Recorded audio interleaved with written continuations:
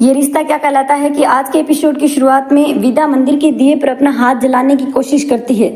जब तक कि माधव घर वापस नहीं आ जाता उन्हें आश्चर्य होता है। जब माधव प्रवेश द्वार पर आता है कावेरी बहुत खुश है और पूरा पोदार परिवार भी। कावेरी आरती की थाली लेकर आगे बढ़ती है। अगले ही पल वह ठिठक जाती है क्योंकि माधव घोषणा करते हैं कि वह अकेला नहीं है, उसकी बेटी उसके साथ है। लड़की को देखकर कावेरी भड़क जाती है। वह उस लड़की को अपने घर में घुसने नहीं देना चाहती।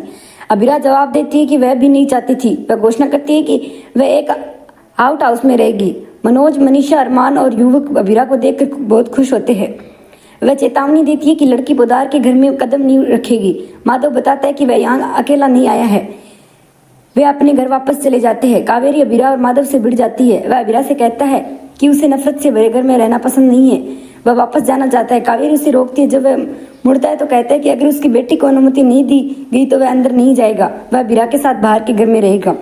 विद्या उससे विनती करती है कि वह न जाए। माधव और विद्या में टकराव होता है। अरमान दिन में सपने देखते हैं कि वह अबीरा को गले लगा रहा है, उसे अपने प्यार का इजहार कर रहा है और वह भी उसके प्यार का बदला चुका रही है और वे दोनों एक दूसरे के करीब है। वह दिन में सपने देखते हैं कि उसके भाई और बहन और चाचू और चाची अबीरा के आने पर बैंड बाजा के साथ खुशी से नाच रहे हैं।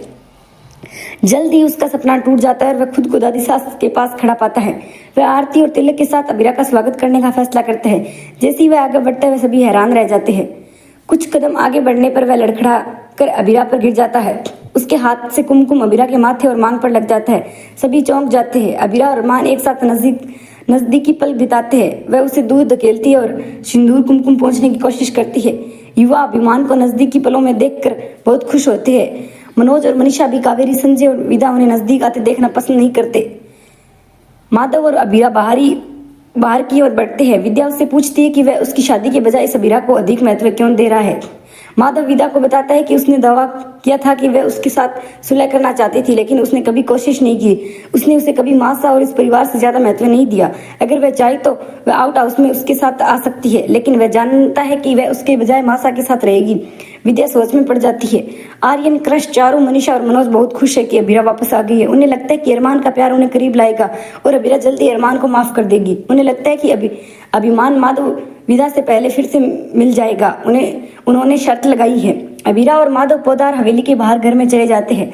अबीरा और माधव के बीच खाना बनाने को लेकर बहस होती है। अबीरा उन दोनों के लिए नूडल्स पकाने की कोशिश करती है।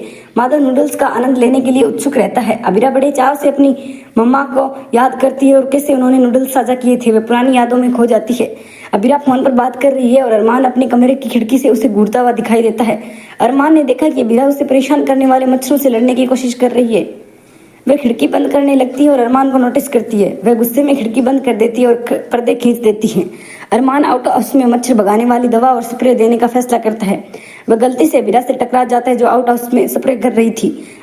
अबीरा अभिमान गिरने और पकड़ने का एक्शन लेता है। इस आकस्मिक करीब दृश्य के कारण वे एक दूसरे में खो जाते हैं।